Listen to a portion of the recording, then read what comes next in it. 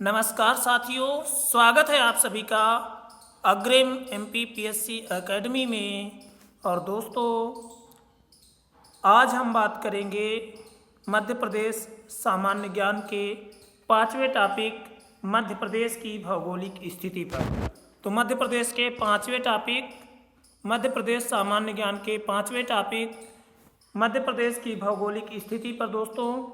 और दोस्तों, इससे पहले हमने जनरल इंट्रोडक्शन ऑफ MP, उसके बाद मध्य प्रदेश की सामान्य जानकारी पुनर्गठन और दोस्तों संभाग और जिलेवार जानकारियों को कवर कर चुके हैं। और दोस्तों, यदि आप लोगों ने उन वीडियोज़ को नहीं देखा है तो उन्हें ज़रूर देखें, ताकि ये जो सीरीज है दोस्तों, ये जो श्रृंखला चलाई जा रही है मध्य प्रदेश सामान्य ज्ञान की, इसका पूरी तरह से आप लोगों को लाभ प्राप्त हो सके। तो चलिए दोस्तों, प्रारंभ करते हैं टॉपिक नंबर 5, भौगोलिक स्थिति। मध्य प्रदेश की भौगोलिक स्थिति। तो मध्य प्रदेश की भौगोलिक स्थिति, मध्य प्रदेश के भारत के मध्य में होने के कारण इसे भारत का हृदय स्थल कहा जाता है। तो दोस्तों, मध्य प्रदेश क्या है? मध्य प्रदेश भारत के मध्य में है। मध्य प्रदेश कहाँ है दोस्तों? भारत के मध्य में होने के कारण मध्य प्रदेश की भौगोलिक अवस्थिति क्या है दोस्तों? तो मध्य प्रदेश भारत के मध्य में होने के कारण इसे भारत का हृदय स्थल कहा जाता है। तो मध्य प्रदेश क्या है दोस्तों? भारत के मध्य में होने के कारण भारत का हृदय स्थल कहा जाता है। और मध्य प्रदेश का क्षेत्रफल दोस्तों 3,08,252 वर्ग किलोमीटर है। कितना दोस्तों क्षेत्रफल? याद कर लेंगे क्षेत्रफल 3,08,252 वर्ग किलोमीटर। 3,08,252 वर्ग किलोमीटर, जो भारत के कुल क्षेत्रफल का 9.38% है। जो क्या है दोस्तों? भारत का जो कुल क्षेत्रफल है दोस्तों, उसका 9.38% है। और यह राजस्थान के पश्चात देश का दूसरा सबसे अधिक क्षेत्रफल वाला प्रदेश है। तो मध्य प्रदेश क्या है दोस्तों? क्षेत्रफल की दृष्टि में दूसरा है। और पहला स्थान किसका है दोस्तों? राजस्थान का है। तो राजस्थान के पश्चात देश का क्या है दोस्तों? दूसरा सबसे अधिक क्षेत्रफल वाला प्रदेश कौन सा है दोस्तों? दूसरा सबसे अधिक क्षेत्रफल वाला प्रदेश मध्य प्रदेश है। दोस्तों आगे देखते हैं, पंडित नेहरू ने मध्य प्रदेश को हृदय प्रदेश की संज्ञा दी। और हृदय प्रदेश की संज्ञा किसने दी दोस्तों? हृदय प्रदेश की संज्ञा मध्य प्रदेश को पंडित नेहरू जी ने दी थी, जो कि हमारे पहले प्रधानमंत्री थे। ठीक है दोस्तों। और कर्क रेखा 23.5 डिग्री 5' उत्तरी अक्षांश राज्य के मध्य से गुजरती है। और दोस्तों, मध्य प्रदेश से क्या होता है? कर्क रेखा जो है 23.5 डिग्री जो है दोस्तों 23.5 डिग्री उत्तरी अक्षांश राज्य के मध्य से गुजरती हैं। क्या है दोस्तों? राज्य के मध्य से गुजरती हैं। और कुल 14 जिले कर्क रेखा पर अवस्थित है। और कुल कितने जिले दोस्तों? कुल 14 जिले कर्क रेखा पर अवस्थित हैं। अक्षांशीय देशांतरी विस्तार इनका कितना है दोस्तों? तो अक्षांशीय देशांतरी विस्तार इनका, मध्य प्रदेश का अक्षांशीय और देशांतरी विस्तार कितना है दोस्तों? तो 21 डिग्री 6 मिनट से 26 डिग्री 30 मिनट। तो इसका अक्षांशीय विस्तार कितना है दोस्तों? अक्षांशीय विस्तार उत्तरी अक्षांश में दोस्तों 21 डिग्री 6 मिनट से 26 डिग्री 30 मिनट।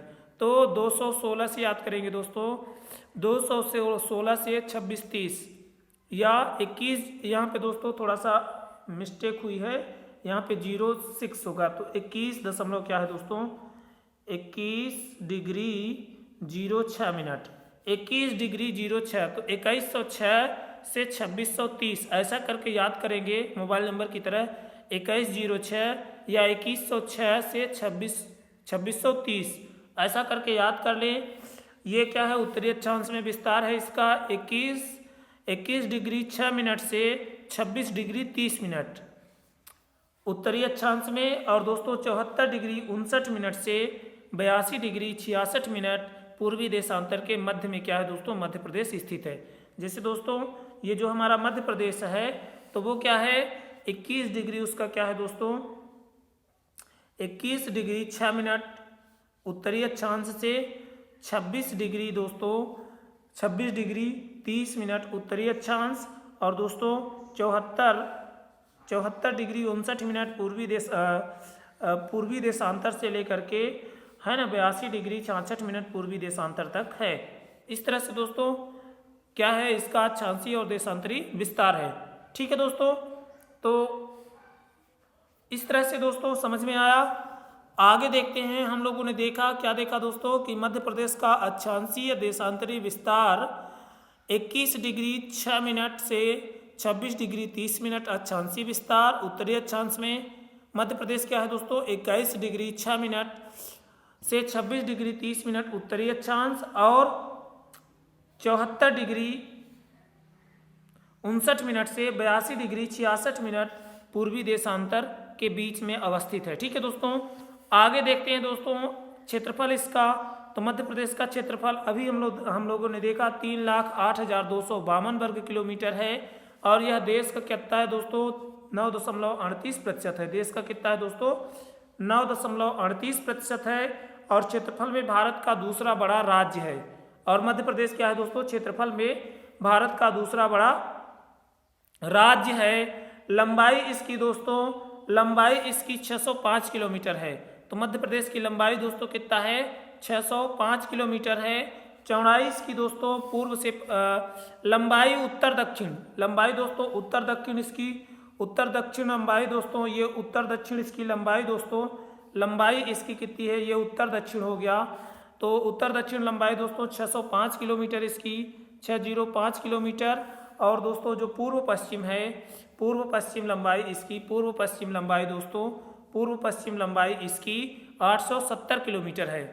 तो लंबाई उत्तर दक्षिण, उत्तर दक्षिण दोस्तों, उत्तर दक्षिण 605 किलोमीटर, और चौड़ाई पूर्व पश्चिम 870 किलोमीटर, याद रखेंगे। सीमावर्ती प्रदेश दोस्तों, इसके सीमावर्ती प्रदेश कौन से हैं, तो ट्रिक याद कर लेंगे, उत्तर मच्छर गुरु, उत्तर मच्छर गुरु याद कर लेंगे। इसकी सीमा 5 राज्यों को छूती है। तो इसकी सीमा क्या है दोस्तों, 5 राज्यों को छूती है, और उसमें से उत्तर में उत्तर प्रदेश है दोस्तों, और दक्षिण में क्या है दोस्तों, महाराष्ट्र है, और दोस्तों पूर्व में छत्तीसगढ़ है, और दोस्तों पश्चिम में राजस्थान और गुजरात है। तो इस तरह से याद कर लेंगे, उत्तर में उत्तर प्रदेश है ना, दक्षिण में क्या है दोस्तों, महाराष्ट्र, और दोस्तों पूर्व में छत्तीसगढ़, पश्चिम में राजस्थान और गुजरात अवस्थित है दोस्तों। सीमा सबसे अधिक उत्तर प्रदेश से और सबसे कम गुजरात से लगती है। तो सबसे कम सीमा किसकी दोस्तों, गुजरात से लगती है। मध्य प्रदेश की सबसे कम सीमा गुजरात से लगती है, और सबसे अधिक सीमा क्या है दोस्तों, उत्तर प्रदेश से लगती है। ठीक है दोस्तों, आगे देख लेते हैं पड़ोसी राज्यों से लगे मध्य प्रदेश के जिले। पड़ोसी राज्यों से लगे मध्य प्रदेश के जिले कौन कौन से हैं दोस्तों, तो पड़ोसी राज्यों से लगे जो मध्य प्रदेश के जिले हैं, तो एक एक करके देख लेते हैं दोस्तों। उत्तर प्रदेश से कौन कौन से जिले लगे हैं, तो उत्तर प्रदेश से दोस्तों यहाँ पे 13 जिला है, लेकिन एक जिला और इसमें ऐड कर लेंगे, निमाड़ी जिला, तो 14 जिले हो जाएंगे। तो उत्तर प्रदेश से सटे जिले कौन से, उत्तर प्रदेश से है ना लगे जिले कौन से हैं मध्य प्रदेश के, तो मुरैना, भिंड, दतिया, शिवपुरी, अशोकनगर, सागर, टीकमगढ़, छतरपुर, पन्ना, सतना, रीवा, सीधी, सिंगरौली, यहाँ पे निवाड़ी करके आप लोग याद कर लेंगे, निवाड़ी। ठीक है दोस्तों, तो इस तरह से आप लोग इसको भी याद कर लेंगे। तो 14 जिले क्या है दोस्तों, उत्तर प्रदेश की सीमा से लगे हुए हैं। और साथ में दोस्तों राजस्थान की सीमा से 10 जिले, और राजस्थान की सीमा से दोस्तों 10 जिले लगते हैं। कौन कौन से 10 जिले, झाबुआ, रतलाम, मंदसौर, झाबुआ, रतलाम, मंदसौर, नीमच, झाबुआ, रतलाम, मंदसौर, नीमच, आगर, राजगढ़, गुना, शिवपुरी, श्योपुर, मुरैना। तो झाबुआ, रतलाम, मंदसौर, नीमच, ठीक है दोस्तों, आगर, राजगढ़, गुना, शिवपुरी, श्योपुर, मुरैना। इस तरह से इतने जिले दोस्तों 10 जिले राजस्थान से हैं, और 9 जिले दोस्तों महाराष्ट्र की सीमा से लगे हैं। तो महाराष्ट्र की सीमा से 9 जिले मध्य प्रदेश के लगते हैं। एक अलीराजपुर, दूसरा बड़वानी, तीसरा खरगोन, चौथा खंडवा, पांचवा बुरहानपुर, छठवां बैतूल, सातवां छिंदवाड़ा, आठवां सिवनी, नौवां बालाघाट। तो इस तरह से दोस्तों 9 जिले क्या हैं, महाराष्ट्र की सीमा से लगे हुए हैं। और गुजरात के 2 जिले केवल दोस्तों, गुजरात की सीमा से केवल 2 जिले लगे हुए हैं, झाबुआ तथा अलीराजपुर। और गुजरात का कौन सा जिला दोस्तों छूता है, तो गुजरात का जो जिला छूता है दोस्तों, तो वो जिला है बड़ौदा। गुजरात का दोस्तों बड़ौदा जिला क्या है, मध्य प्रदेश के साथ सीमा साझा करता है। ठीक है दोस्तों, तो इस तरह से गुजरात से 2 जिले मध्य प्रदेश के झाबुआ और अलीराजपुर लगते हैं। और दोस्तों छत्तीसगढ़ से 6 जिले, छत्तीसगढ़ से 6 याद कर लेंगे, सीधी, सिंगरौली, शहडोल, अनूपपुर, डिंडोरी, बालाघाट। तो सीधी, सिंगरौली, शहडोल, अनूपपुर, डिंडोरी, बालाघाट याद कर लेंगे। सीधी, सिंगरौली, शहडोल, अनूपपुर, डिंडोरी, बालाघाट। तो 2-2 करके याद कर लेंगे, 2 रीवा संभाग वाले, 2 शहडोल संभाग वाले और 2 दोस्तों जबलपुर संभाग के। ठीक है दोस्तों, तो ये जिले क्या हैं दोस्तों, छत्तीसगढ़ से सीमा साझा करते हैं। आगे देखते हैं दोस्तों, मध्य प्रदेश की सीमा से लगे राज्य और उनके जिले। मध्य प्रदेश की सीमा से जो राज्य लगे हैं, तो उन राज्यों के कौन कौन से जिले क्या हैं दोस्तों, मध्य प्रदेश की सीमा से लगे हुए हैं। तो दोस्तों उत्तर प्रदेश पहले देख लेते हैं। तो उत्तर प्रदेश के दोस्तों 11 जिले क्या हैं, उत्तर प्रदेश के 11 जिले क्या हैं दोस्तों, मध्य प्रदेश की सीमा से लगते हैं। तो आगरा, इटावा, उरई, झांसी, आगरा, इटावा, उरई, झांसी, ललितपुर, हमीरपुर, बांदा, ललितपुर, हमीरपुर, बांदा, इलाहाबाद, मिर्जापुर, महोबा, सोनभद्र, चित्रकूट। महोबा दोस्तों याद रखेंगे यूपी का जिला है, सोनभद्र, चित्रकूट, ये सब क्या है दोस्तों, यूपी उत्तर प्रदेश के जिले हैं। ठीक है दोस्तों, तो यहाँ पे दोस्तों आगरा, इटावा, उरई, झांसी, ललितपुर, हमीरपुर, बांदा, इलाहाबाद, मिर्जापुर, महोबा, सोनभद्र, चित्रकूट, ये सभी जिले क्या है दोस्तों, उत्तर प्रदेश के जिले हैं। और ये क्या है, मध्य प्रदेश की सीमा से क्या है दोस्तों, सटे हुए हैं, मध्य प्रदेश के साथ अपनी सीमा को साझा करते हैं। ठीक है दोस्तों, छत्तीसगढ़ के कौन कौन से हैं दोस्तों, तो छत्तीसगढ़ के 6 जिले है ना, सूरजपुर, कोरिया, मुंगेली, बिलासपुर, कबीरधाम, राजनांदगांव। तो दोस्तों सूरजपुर, कोरिया, मुंगेली, बिलासपुर, कबीरधाम, राजनांदगांव, ये क्या है दोस्तों, 6 जिले छत्तीसगढ़ के हैं, जो कहाँ से सटे हुए दोस्तों, जो सटे हुए हैं मध्य प्रदेश से सीमा साझा करते हैं। आगे दोस्तों राजस्थान के 10 जिले दोस्तों, बांसवाड़ा, प्रतापगढ़, झालवाड़ा, बारां, सवाई माधोपुर, धौलपुर, कोटा, चित्तौड़गढ़, भीलवाड़ा, करौली। गुजरात से दोस्तों 2 जिले, बड़ोदरा और दाहोद। गुजरात के दोस्तों 2 जिले, बड़ोदरा और दाहोद क्या करते हैं दोस्तों, मध्य प्रदेश के साथ सीमा साझा करने वाले जिले हैं। गुजरात के 2 जिले, बड़ोदरा और दाहोद, और मध्य प्रदेश के भी दोस्तों 2 जिले गुजरात से सीमा साझा करते हैं, अलीराजपुर और झाबुआ, याद रखेंगे। आगे दोस्तों महाराष्ट्र से 9 जिले, धुले, भुसावल, अमरावती, नागपुर, भंडारा, बुल्ढाना, जलगांव, नंदुरबार, गोंदिया, ये सभी जिले क्या हैं दोस्तों, महाराष्ट्र के जिले हैं। और ये क्या है दोस्तों, मध्य प्रदेश के साथ सीमा साझा करते हैं। तो धुले, भुसावल, अमरावती, नागपुर, भंडारा, बुल्ढाना, जलगांव, नंदुरबार, गोंदिया, ये सभी जिले क्या है दोस्तों, महाराष्ट्र के साथ मध्य प्रदेश की सीमा को साझा करते हैं। ठीक है दोस्तों, तो इस तरह से दोस्तों ये हो गए। तो इसको दोस्तों आप लोग 1-2 बार रिवाइज करेंगे तो ये डाटा आप लोगों को याद हो जाएगा, है ना दोस्तों। और अब हम चलते हैं आगे मध्य प्रदेश के भौतिक या प्राकृतिक विभाजन की तरफ। भौतिक या प्राकृतिक विभाजन, तो भूवैज्ञानिक दृष्टि से मध्य प्रदेश सर्वाधिक प्राचीन गोंडवाना लैंड का भूभाग है। तो मध्य प्रदेश क्या है दोस्तों, जो सर्वाधिक प्राचीन गोंडवाना लैंड है उसका क्या है, भूभाग है। फिजियोग्राफी मैप ऑफ इंडिया में मध्य प्रदेश को 3 भौगोलिक प्रक्षेत्रों में बांटा गया है। तो जो दोस्तों फिजियोग्राफी मैप ऑफ इंडिया है उसमें मध्य प्रदेश को 3 भौगोलिक प्रक्षेत्रों में बांटा गया है। और क्या है दोस्तों, सर्वाधिक प्राचीन गोंडवाना लैंड का क्या है दोस्तों, मध्य प्रदेश भूवैज्ञानिक दृष्टि से सर्वाधिक प्राचीन गोंडवाना लैंड का भूभाग है। ठीक है दोस्तों, तो इस तरह से फिजियोग्राफी मैप ऑफ इंडिया में मध्य प्रदेश को 3 भौगोलिक प्रक्षेत्रों में बांटा गया है। कौन कौन से प्रक्षेत्र हैं देख लेते हैं दोस्तों। तो पहला प्रक्षेत्र है मध्य उच्च भूमि, मध्य उच्च प्रदेश। क्या है दोस्तों, मध्य उच्च प्रदेश। पहला क्या है दोस्तों, 3 भागों में पहला भाग है मध्य उच्च प्रदेश। पश्चिम से लेकर पूर्व तक मध्य प्रदेश की उठी हुई भूमि मध्य प्रदेश में सर्वाधिक विस्तृत मध्य उच्च प्रदेश के 5 भाग हैं। तो मध्य उच्च प्रदेश क्या है दोस्तों, पश्चिम से लेकर के पूर्व तक मध्य प्रदेश की जो उठी हुई भूमि है वो मध्य प्रदेश में सर्वाधिक विस्तृत है। ठीक है दोस्तों, और यही क्या करती है, मध्य उच्च प्रदेश है। और यही क्या है दोस्तों, मध्य उच्च प्रदेश है और इसके 5 भाग हैं। और इसके भाग कितने हैं दोस्तों, इसके 5 भाग हैं। पहला भाग है दोस्तों मालवा का पठार। पहला भाग है मालवा का पठार। तो मध्य प्रदेश के पश्चिम में स्थित मालवा पठार 20 डिग्री 17 मिनट से 25 डिग्री 8 मिनट उत्तरी अक्षांश से लेकर के 20 डिग्री 17 मिनट, ठीक है दोस्तों, 20 डिग्री 17 मिनट से, है ना, 25 डिग्री 8 मिनट उत्तरी अक्षांश से लेकर के 14 डिग्री 20 मिनट से 79 डिग्री 20 मिनट, 14 डिग्री 20 मिनट से 79 डिग्री 20 मिनट पूर्वी देशांतर तक है दोस्तों।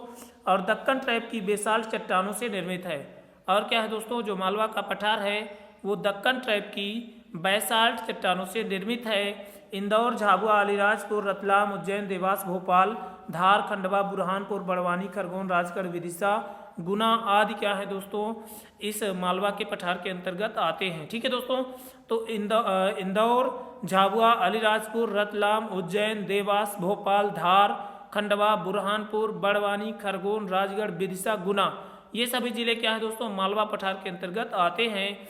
कर्क रेखा इसके मध्य से गुजरती है। और मालवा पठार से क्या है दोस्तों, मालवा पठार के बीच से क्या होती है, एकदम मध्य से दोस्तों कौन सी रेखा गुजरती है, तो कर्क रेखा गुजरती है। तो इनमें से कौन सी रेखा दोस्तों कौन सी रेखा मालवा के पठार से गुजरती है, तो आप लोग टिक करेंगे कर्क रेखा।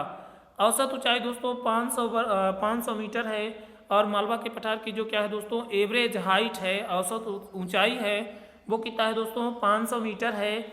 जाना पाव पहाड़ी चंबल, जाना पाव पहाड़ी क्या है दोस्तों चंबल नदी का उद्गम स्थल है। जाना पाव पहाड़ी क्या है दोस्तों, मालवा का जो जाना पाव पहाड़ी है दोस्तों ये चंबल नदी का उद्गम स्थल है। और यहाँ की जो सबसे ऊंची चोटी है दोस्तों सिंगार 881 मीटर यहाँ की सबसे प्रमुख चोटी है। तो यहाँ की जो प्रमुख चोटी मालवा के पठार की है दोस्तों वो कौन सी है, सिंगार है। तो सिंगार क्या है दोस्तों मालवा के पठार की प्रमुख चोटी है। मालवा पठार नर्मदा और चंबल के बीच जल विभाजक का भी कार्य करता है।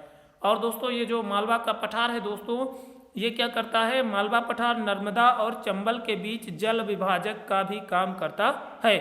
तो मालवा पठार नर्मदा और चंबल के बीच जल विभाजक है। मालवा पठार के उप विभाजन सोनवाड़ा पठार, सागर पठार, विदिशा की उच्च भूमि, भोपाल पठार आदि हैं। तो यदि क्या करें दोस्तों मालवा पठार को भी और भागों में डिवाइड करें तो उसमें सोनवाड़ा का पठार, सागर पठार, विदिशा की उच्च भूमि और भोपाल पठार, तो 4 भागों में इसको भी बांट सकते हैं, है ना, सोनवाड़ा, सागर, विदिशा की उच्च भूमि और भोपाल पठार। ठीक है दोस्तों, अगला जो है दोस्तों उसमें हमारे है मध्य भारत का पठार। मध्य भारत का पठार यह वस्तुतः उत्तर प्रदेश राजस्थान से सटा हुआ चंबल घाटी इसी में है। यह वस्तुतः क्या है दोस्तों उत्तर प्रदेश राजस्थान से सटा हुआ है और चंबल घाटी क्या है दोस्तों इसी में है। चंबल एवं काली सिंध इसी प्रदेश की प्रमुख नदियां हैं। तो मध्य भारत प्रदेश की क्या है दोस्तों चंबल और काली सिंध प्रमुख नदियां हैं। अगला हमारा है दोस्तों रीवा पन्ना का पठार। तो मध्य भारत का पठार हो गया, मालवा का पठार, मध्य भारत का पठार। और अगला है दोस्तों रीवा पन्ना का पठार। तो विंध्य कगारी क्षेत्र है।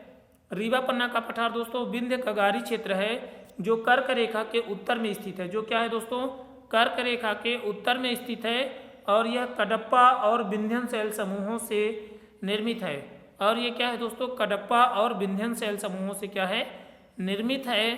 प्रमुख नदियां सोन एवं केन हैं। और यहाँ की जो प्रमुख नदियां हैं दोस्तों वो कौन सी हैं, सोन और केन हैं। तथा अमरकंटक इस पठार की सबसे ऊंची चोटी है। और अमरकंटक क्या है दोस्तों इस पठार की सबसे ऊंची चोटी है। ठीक है दोस्तों, नर्मदा सोन घाटी दोस्तों फिर अगला हमारा क्या है दोस्तों नर्मदा सोन घाटी है। यह वस्तुतः मध्य उच्च प्रदेश के केंद्र में है। ये क्या है दोस्तों जो मध्य उच्च प्रदेश है उसके क्या है दोस्तों एकदम केंद्र में है, सेंटर में है। सेंटर में स्थित एक भ्रंश क्षेत्र है। तो नर्मदा सोन घाटी क्या है दोस्तों एक भ्रंश क्षेत्र है जो क्या है मध्य उच्च भूमि के सेंटर में है। प्रमुख नदियां यहाँ से निकलती हैं दोस्तों नर्मदा और सोन नदियां, नर्मदा और सोन है प्रमुख नदियां यहाँ की। और दोस्तों इस घाटी के उत्तर में विंध्याचल पर्वत श्रेणी और दक्षिण में सतपुड़ा पर्वत श्रेणी है। तो नर्मदा सोन घाटी के क्या है दोस्तों उत्तर में विंध्याचल पर्वत श्रेणी और क्या है दोस्तों दक्षिण में सतपुड़ा पर्वत श्रेणी है। और दोस्तों अगला हमारा क्या है दोस्तों पठार बुंदेलखंड पठार है। तो बुंदेलखंड पठार दोस्तों असमान ऊंचाइयों तथा लाल पीली मिट्टी वाला यह पठार नीस और ग्रेनाइट। बुंदेलखंड पठार क्या है दोस्तों असमान ऊंचाइयों तथा लाल पीली मिट्टी वाला यह पठार नीस और ग्रेनाइट की चट्टानों से बना है। और ये क्या है दोस्तों प्री कैम्ब्रियम युगीन है। और इसका टाइम पीरियड क्या है दोस्तों, प्री कैम्बियन है। ठीक है दोस्तों। सिद्ध बाबा पहाड़ी क्या है दोस्तों, बुंदेलखंड पठार की सबसे ऊंची चोटी है। तो बुंदेलखंड पठार की सबसे ऊंची चोटी कौन सी है दोस्तों, तो सिद्ध बाबा पहाड़ी है और इसकी ऊंचाई दोस्तों 1172 मीटर है। बेतवा एवं धसान इस प्रदेश की प्रमुख नदियां हैं। तो बेतवा नदी बुंदेलखंड पठार और धसान क्या है नदी, बुंदेलखंड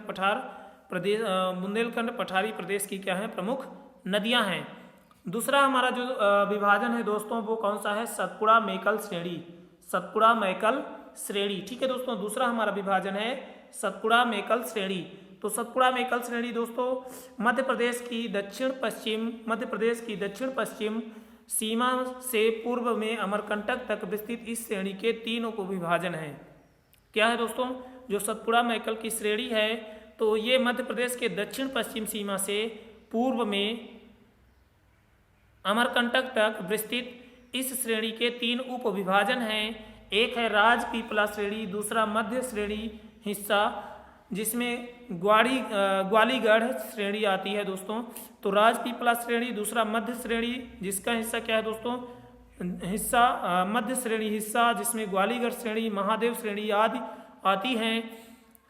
इसका तीसरा भाग मैकल श्रेणी है। तो राजपीपला श्रेणी दोस्तों और मध्य श्रेणी में ग्वालीगढ़ और महादेव श्रेणी, और तीसरा जो भाग है दोस्तों वो क्या है, मैकल श्रेणी है, जो इसके बिल्कुल पूर्व में स्थित अर्धचंद्राकार है। जो क्या है दोस्तों, इसके एकदम पूर्व में स्थित हैं और अर्धचंद्राकार भाग हैं। ठीक है दोस्तों, पूर्व में स्थित हैं और अर्धचंद्राकार भाग हैं।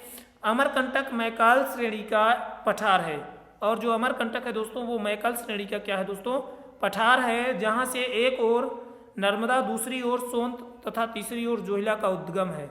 तो क्या है दोस्तों, अमरकंटक मैकाल श्रेणी का पठार है, और यहाँ से क्या है दोस्तों, एक ओर से नर्मदा नदी, दूसरी ओर से सोन नदी तथा तीसरी ओर से जोहिला नदी का उद्गम है। ठीक है दोस्तों, उद्गम स्थान क्या है दोस्तों, ये है अमरकंटक मैकाल श्रेणी का पठार है, और यहाँ से दोस्तों एक ओर नर्मदा नदी, दूसरी ओर सोन नदी तथा तीसरी ओर जोहिला नदी का उद्गम स्थल है। अमरकंटक की अधिकांश ऊंची सतहों पर बॉक्साइट के विशाल भंडार हैं।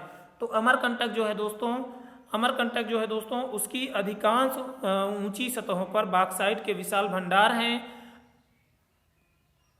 अब अगला विभाजन है हमारा दोस्तों, अगला विभाजन जो तीसरा विभाजन है वो है पूर्वी पठार या बघेलखंड का पठारी भाग।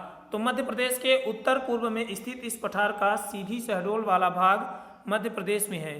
तो पूर्वी पठार या बघेलखंड का पठारी भाग जो है दोस्तों, तो इसका क्या है दोस्तों, जो उत्तर पूर्व में स्थित है, मध्य प्रदेश के कहाँ स्थित है दोस्तों, उत्तर पूर्व में स्थित है, और इस पठार का सीधी शहडोल वाला भाग मध्य प्रदेश में है। और जो क्या है दोस्तों, बघेलखंड का पठार है, इसका सीधी शहडोल वाला भाग मध्य प्रदेश में है। और गोंडवाना शैल समूह से प्रमुखतः निर्मित इस पठार में विंध्यन ग्रेनाइट शैल समूह भी मिलते हैं। तो जो गोंडवाना शैल समूह से क्या है दोस्तों, ये मुख्यतः निर्मित है, और इस पठार में क्या है दोस्तों, विंध्यन ग्रेनाइट शैल समूह भी मिलते हैं। तो विंध्यन ग्रेनाइट शैल समूह भी दोस्तों इसमें मिलते हैं। यहाँ लाल बलुई मिट्टी पाई जाती है, और यहाँ पर क्या पाई जाती है दोस्तों, लाल बलुई मिट्टी पाई जाती है। सोनटास, बीहड़ व जोहिला प्रमुख नदियां हैं। तो यहाँ की प्रमुख नदियों में दोस्तों सोनटास, बीहड़ और जोहिला क्या है दोस्तों, प्रमुख नदियां हैं। ठीक है दोस्तों, इस तरह से दोस्तों ये हुआ। अब आगे देख लेते हैं दोस्तों, ये हमारा दोस्तों ये मैप है, थोड़ा सा इसको देख लेते हैं, है ना। ये मैप है दोस्तों,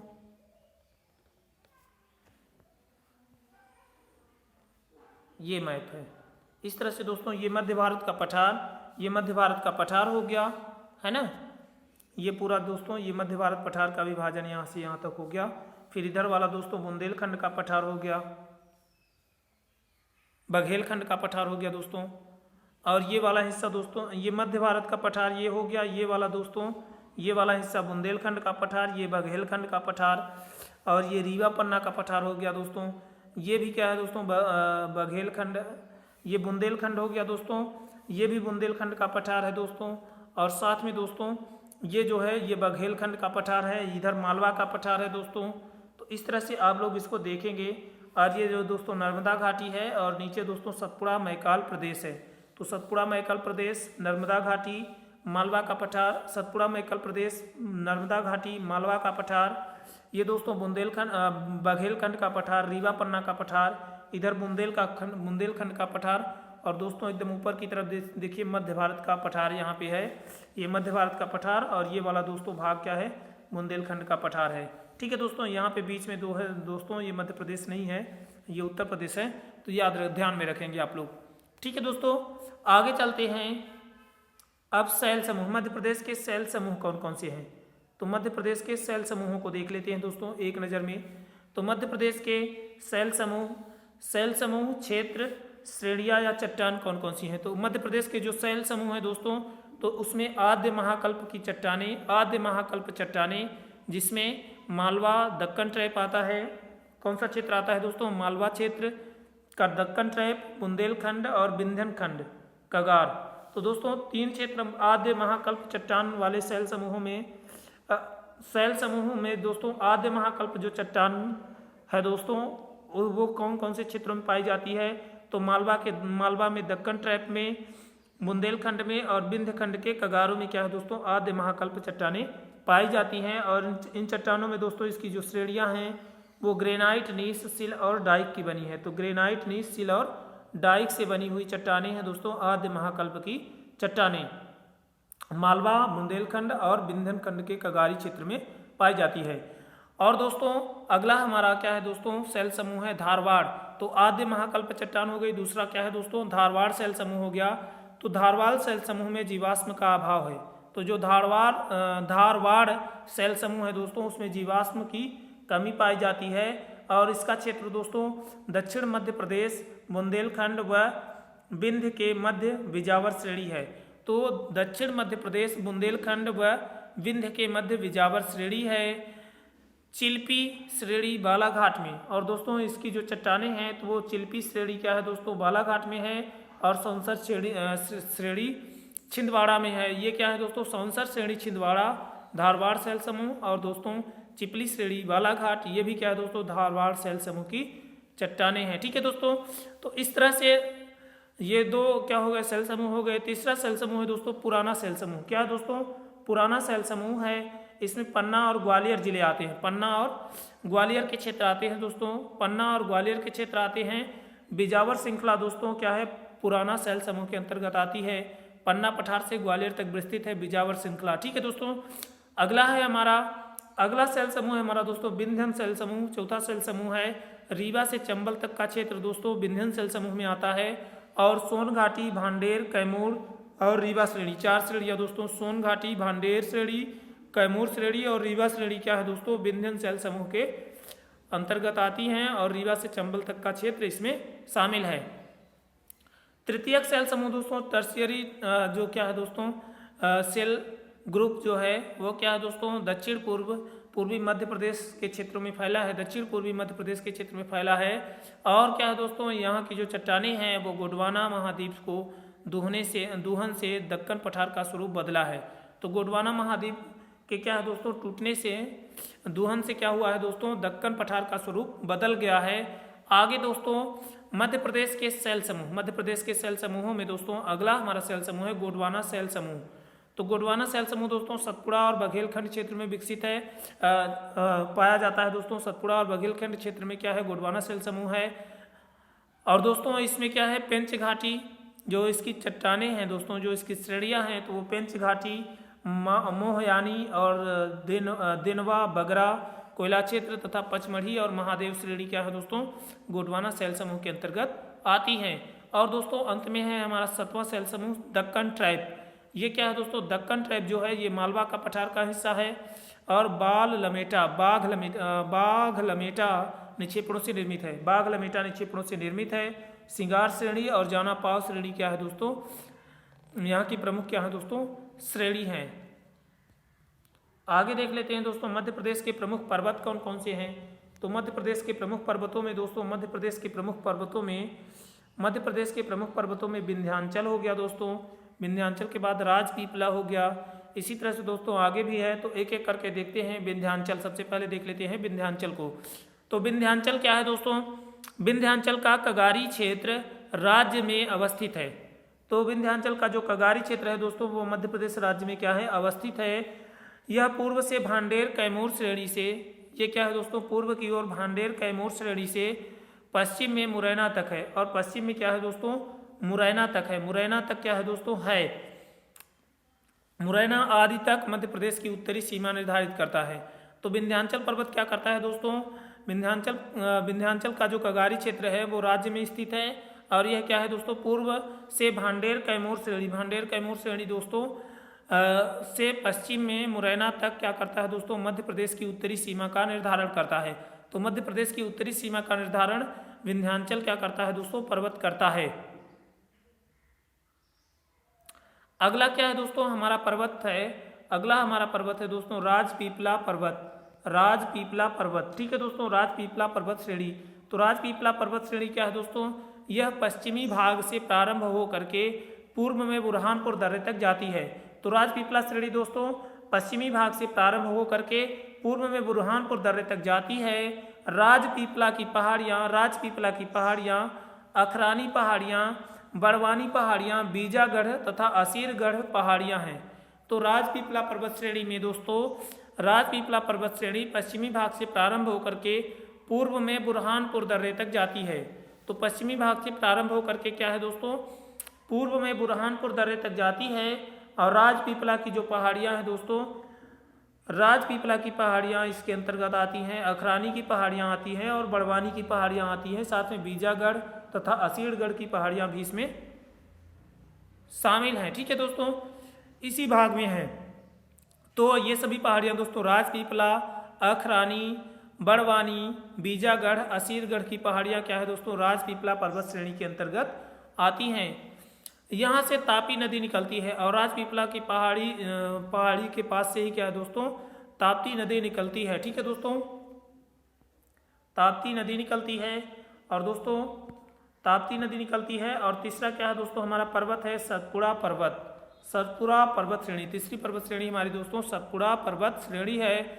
बुरहानपुर दर्रे के पूर्व में, बुरहानपुर दर्रे के क्या है दोस्तों पूर्व में सतपुड़ा श्रेणी है। बुरहानपुर पर्वत के पूर्व में क्या है दोस्तों सतपुड़ा श्रेणी है। और सतपुड़ा की अधिकतम जो ऊंचाई है दोस्तों वो क्या है, सतपुड़ा की अधिकतम ऊंचाई वाली चोटी धूपगढ़ है, और सतपुड़ा की अधिकतम ऊंचाई वाली चोटी धूपगढ़ है 1350 मीटर है। और दोस्तों ये क्या है 1350 मीटर है, जो महादेव पर्वत श्रेणी में ही स्थित है, जो क्या है दोस्तों महादेव पर्वत श्रेणी में ही स्थित है। मैकल, अब अगली हमारी पर्वत श्रेणी है दोस्तों मैकल श्रेणी। तो मैकल श्रेणी दोस्तों, मैकल पर्वत श्रेणी क्या है दोस्तों पूर्वी भाग, श्रेणी का पूर्वी भाग मैकल का पठार कहलाता है। तो मैकल पर्वत श्रेणी का पूर्वी भाग क्या कहलाता है दोस्तों मैकल का पठार कहलाता है, और इसकी पूर्वी सीमा अर्धचंद्राकार है, और इसकी जो पूर्वी सीमा है दोस्तों वो क्या है अर्धचंद्राकार है। ठीक है दोस्तों तो इस तरह से दोस्तों ये हो गया हमारा भौगोलिक मध्य प्रदेश का भौगोलिक विभाजन। तो मध्य प्रदेश के भौगोलिक विभाजन में हम लोगों ने देखा है ना मध्य प्रदेश की स्थिति, विस्तार, साथ में क्षेत्रफल है ना, और दोस्तों साथ में हमने देखा कौन कौन से जिले इससे सटे हुए हैं, मध्य प्रदेश के कौन कौन से जिले अन्य राज्यों की सीमाओं से लगते हैं, और अन्य राज्यों के कौन कौन से जिले क्या है दोस्तों मध्य प्रदेश की सीमा से लगते हैं। तो इस तरह से दोस्तों ये हमारा क्या हो गया मध्य प्रदेश का भौगोलिक विभाजन हो गया दोस्तों। और इसके बाद हम लोगों ने देखा सेल समूह, मध्य प्रदेश के जो सेल समूह है उनको देखा, और साथ में दोस्तों मध्य प्रदेश के प्रमुख जो पर्वत हैं विंध्याचल, राजपीपला, सतपुड़ा और दोस्तों मैकल, ये हमने प्रमुख पर्वत श्रेणियों को भी देख लिया। तो इस तरह से दोस्तों मध्य प्रदेश का भौगोलिक विभाजन यहीं से समाप्त होता है दोस्तों। और दोस्तों यदि आप लोगों को ये वीडियो अच्छा लगा हो तो वीडियो को लाइक, शेयर और चैनल को सब्सक्राइब करना ना भूलें। और दोस्तों अगले इससे आगे की बातचीत दोस्तों हमारा आगे है नदियाँ, तो इसको हम नदियों को नेक्स्ट सेशन में देखेंगे। तो चलिए दोस्तों नदियों की बातचीत नेक्स्ट सेशन में करेंगे, तो यहीं से सेशन को समाप्त करते हैं। धन्यवाद, थैंक्स फॉर वॉचिंग, जय हिंद।